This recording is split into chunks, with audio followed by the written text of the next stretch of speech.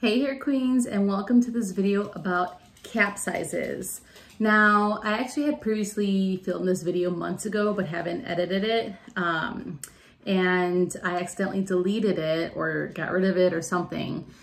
So it's a bummer, but I'm like, I need to film this because it's very important for someone to be able to avoid the mistakes that I made, because I ended up with several extra toppers that if I just knew this info, I would have bought the right one from the beginning. So very important, especially helpful for those that are just starting out with hair toppers.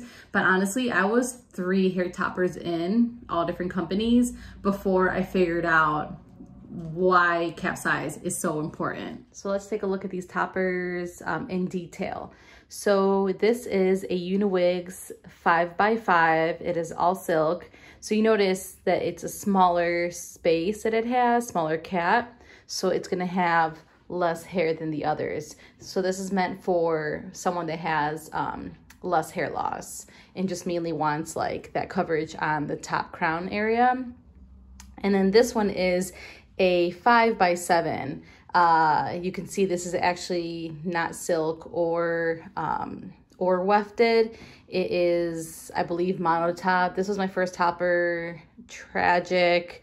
Paid way too much. That's for another story. But just know that this then has more hair because it has it's a larger cap than this one. So then we move into the Uniwigs Bella, which is a 6x7. Notice more of the clip sewn in, but so now we're getting bigger. So now we're getting more hair. I mean, this is a Uniwigs, this is a Uniwigs. They're both like all silk, but you can definitely tell that we're getting bigger. So this is for more hair, more coverage if you have more advanced thinning than this one. So now if we jump to the Highlines, you can see that the cap construction is different than the Uniwigs. Where this is all silk, you have only silk here in this parting space area and the rest is wefting. So this is an 8x8. And then this one here is an 8x9. So when you have more space, so it has an inch more of cap, that just means more rows of wefts, which means more rows of hair. So let's talk about why getting your proper cap size is super, super vital. So if you have just thinning in a small area, like just on your part, you only need a smaller, you only need like a small amount of coverage. So a smaller cap size.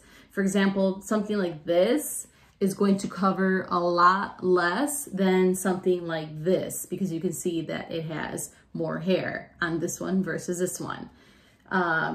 There's also differences in cap construction, but that is like the #1 reason to really pay attention to the cap size. So this Bella by Uniwigs was my second topper. So it is a 6x7 and it is pretty dense. Like they kind of pack a lot of hair into this area. When you have a wefted topper, that's what they say that, or wefted and silk topper, that's what they say that most of the hair is held here versus on the wefts, which is why it's so like heavy on the sides. But so this was my second topper and I did not ever think to check to see if there was like any exposure in the back or anything, or like skirt. So I'm taking a second to show you what I mean when I say that it exposes your scalp in the back or that the hair splits.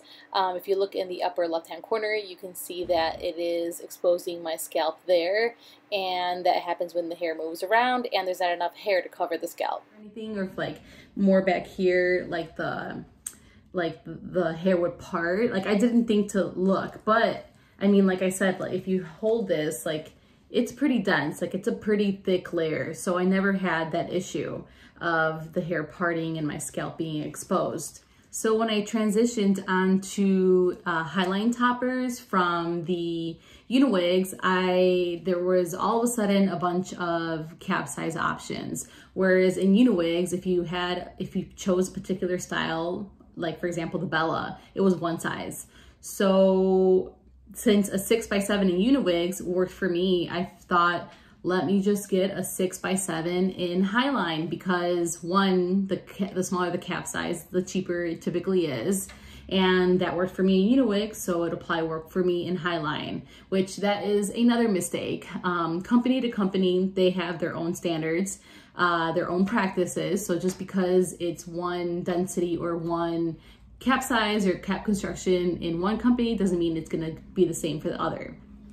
So like I said, then I went into the Highlines. I got the 6x7. I wore it for a few months. Since I never had an issue with this 6x7 by Uniwigs with exposure in the back of the head or anything, I didn't think to look.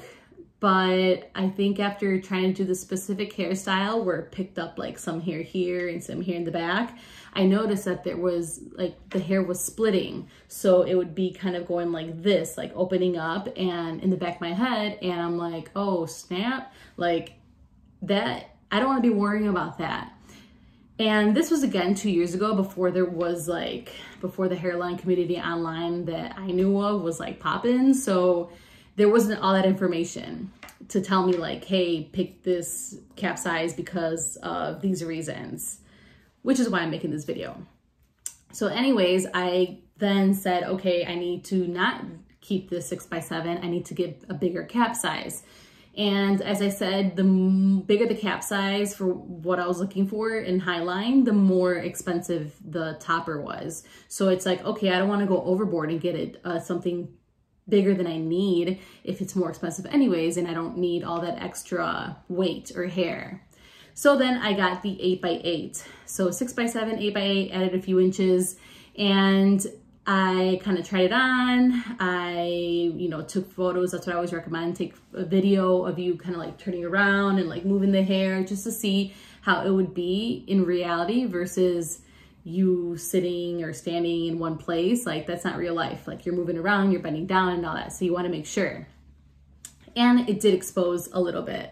Like you can see when you have it, like when you're holding it like this, it looks like pretty dense. But then when you put it onto something where it simulates like your actual shape of the head, you can see you start moving around, and like, it depends on how much hair you have, but it's possible that it'll kind of slit open and expose your scalp, which is what happened with me with the 8x8, which is why I was like, oh snap, I need to get a 8x9. Let me try that one, which is this one. And that added, like I said, more rows of wefts back here, adds more hair. So that ended up working out for me,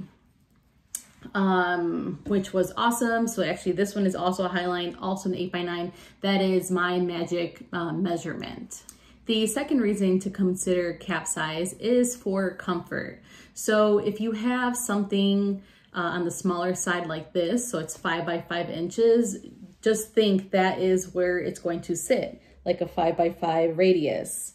If you have, like I have, an 8x9, you have to remember that, let's say it's about this, that is where it's gonna sit. So think about comfort level. If you have more thinning up here, then you probably don't wanna clip onto it every day with something like this. If you have more thinning like on towards the bottom for whatever reason, maybe not the best idea to clip onto there. Maybe you want to get something a little bigger, like a 10x10, or maybe even consider a wig.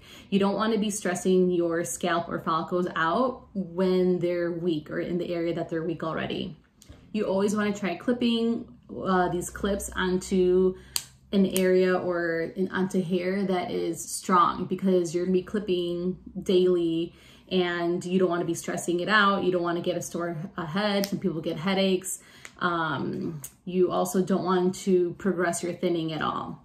And another reason I like the bigger cap, and this is of course all preference, I like that it kind of hugs the head more. Like when I had a 6x7, it was kind of like more like this or something, whereas the 8x9 is more like this. So I feel like it sits better on the head because it's kind of like suctioned and it's kind of hugging the head, versus something that's smaller. It's kind of just like placed and like maybe not as, maybe not even as secure.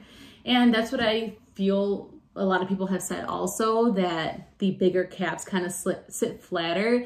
And maybe it's not that it sits flatter, it's just that it's really hugging and contouring your head and going with the shape of it, like nice and flush throughout, versus the smaller ones, they're kind of just sitting and it just feels like, you know, it's not creating that head shape. It's just creating like this little like cap on top, and then like your head kind of continues. I hope you found this video helpful. I'm actually going to be trying a wig from Milano soon. I bought it during one of their sales, so that's gonna be more cap than I've ever had. So I'm excited to try that, but also excited to see the coverage and the comfort, because that is what we're talking about here with cap. Choosing the right cap, you have to think about comfort and coverage. So hope you guys found this helpful. Let me know if you have any questions. Definitely comment down below if you have another reason why choosing the correct cap size is important to you. Don't forget to follow me on Instagram. The name is the same. I wear crown hair. I definitely post a lot more consistently on there, and just come join me, and not just me, a bunch of awesome ladies that are constantly posting. I'm Jen from Chicago, and don't forget, we are fierce, knowledgeable, and taking control. I'll see you in the next one. Ciao.